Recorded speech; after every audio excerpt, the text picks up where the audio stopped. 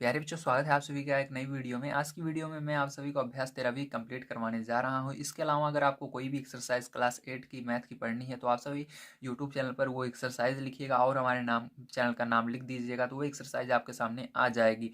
मैं लगभग यहाँ पर आपको सभी चैप्टर्स को कम्प्लीट करवा चुका हूँ, बस 2-3 चैप्टर्स बचे हुए हैं, उनको भी जल्द ही मैं कम्प्लीट करवा दूंगा। तो आइए इस वीडियो को शुरू करते हैं। तो यहाँ पर पहला क्वेश्चन दिया गया है, पार्श्व चित्र 13.16 में ओ वृत्त का केंद्र है। इस वृत्त की 3 जीवाएं ए बी, देखिए A B, P Q C D, ठीक, ये जीवाएं होती हैं जो कि याद रखना केंद्र से नहीं लाइन खींची जाती है, ये बगल से खींची जाती है तो उनको जीवा कहते हैं। अगर बिल्कुल ये केंद्र है जहाँ ओ है, इसके बिल्कुल केंद्र से होती हुई कोई लाइन खींची जाएगी, जैसे ये देखिए ए डी खींची गई है, ठीक है, ये क्या है आपकी, ये जीवा नहीं कहलाएगी, ये आपका व्यास कहलाएगा। क्या कहलाएगा? व्यास। और ये देखिए ये वाली line B D B C, ये भी क्या है? व्यास है। ठीक, इस तरह से लाइनें जो खींची रहती है उनको व्यास कहा जाता है।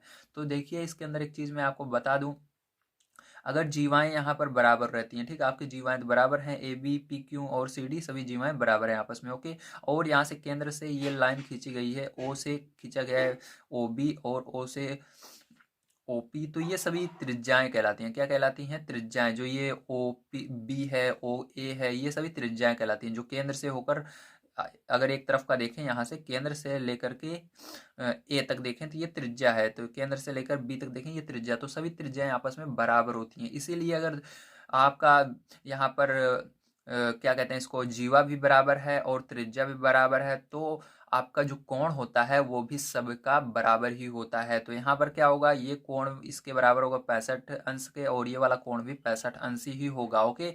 तो यहाँ पर आपका आंसर क्या आएगा, कोण पी ओ क्यू एवं सी ओ डी बराबर आएगा 65 अंश, ओके। तो आपको यहाँ पर कोण पी ओ क्यू बराबर 65 अंश लिखना है और सी ओ डी बराबर भी 65 अंश लिख देना है, ठीक है, ध्यान रखिएगा। यहाँ पर हमको कौन सा कोण निकालने के लिए कह रहा था? बीच वाला कोण। देखिए यहाँ पर बीच में क्या है? ओ, तो ओ पूछ रहा था, यहाँ पर क्या बनेगा? और इसके अंदर पी, देखिए यहाँ पर पी ओ क्यू, तो यहाँ पर पूछ रहा है जो बीच में था उसी को पूछ रहा है, ठीक, पी ओ क्यू, इसके पूरे के अंदर त्रिभुज के अंदर हमको ओ पूछ रहा था, ये वाला, ठीक है। अगर इधर पूछता तो उसको हम कैलकुलेट करते, लेकिन हमको केंद्र से पूछ रहा है तो इसको कैलकुलेट करने की जरूरत नहीं है, बस ये आपका यहाँ पर ये इसके बराबर होगा, ओके। समझ गए आप सभी? Very good. चलिए इसके आगे हम देखते हैं सेकंड नंबर का क्वेश्चन किस तरह से सॉल्व करना है।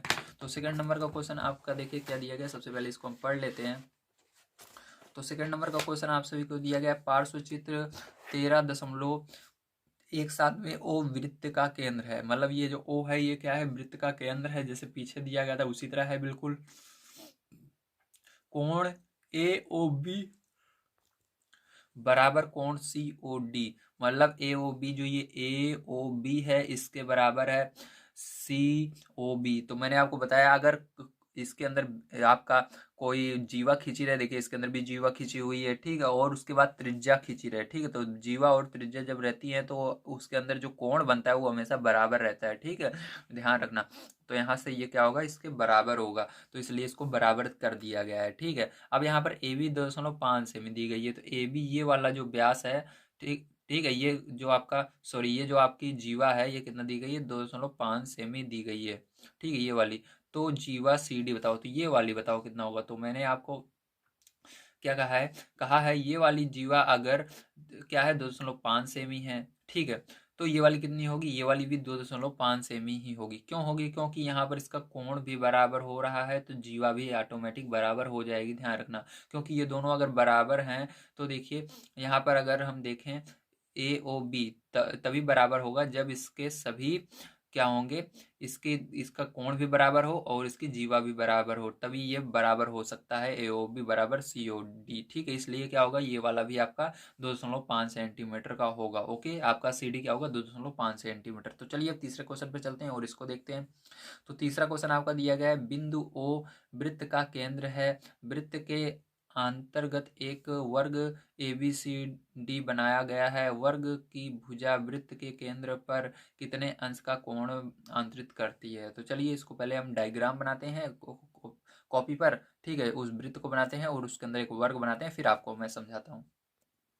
तो देखिए प्यारे बच्चों, यहाँ पर हमने क्या किया, एक वर्ग बना लिया है वृत्त के अंदर, ठीक है। तो इसके अंदर आपके क्वेश्चन में पूछ रहा है कि वृत्त के केंद्र पर कितने अंश का कोण आंतरित करती है। तो ये वर्ग की भुजा जो है वृत्त के केंद्र पर, केंद्र कौन सा होता है, ये होता है कितने अंश का कोण आंतरित करती है। ठीक है, तो चलिए इसको भी मैं आपको बता देता हूँ। तो देखिए इसके अंदर ध्यान से समझने की कोशिश कीजिए, इस क्षण मैं आपको बुक दिखाता हूँ तब आपको समझ में आएगा।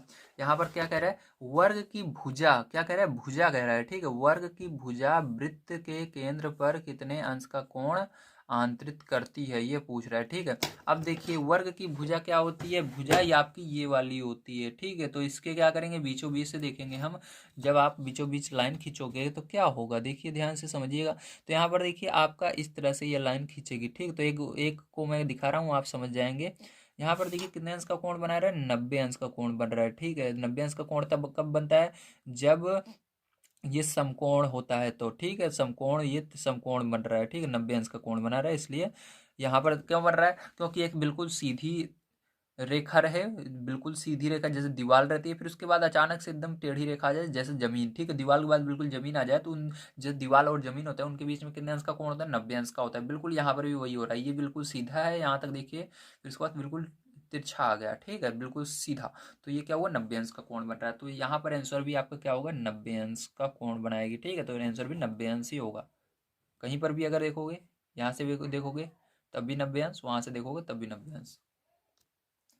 तो देखिए आपको 4 नंबर क्वेश्चन क्या दिया गया है, एक वृत्त के अंतर्गत एक समबाहु भुज बनाया गया है, यदि समबाहु भुज की प्रत्येक भुजा वृत्त के केंद्र पर 60 अंश का कोण बनाती है, ठीक है, आंतरित करती है, तो समबाहु में भुजाओं की संख्या कितनी होगी। तो इसके लिए प्यारे बच्चों आपको क्या करना होगा, एक चीज पता होना चाहिए, जो समबाहु त्रिभुज समबाहु चतुर्भुज होता है वो क्या होता है।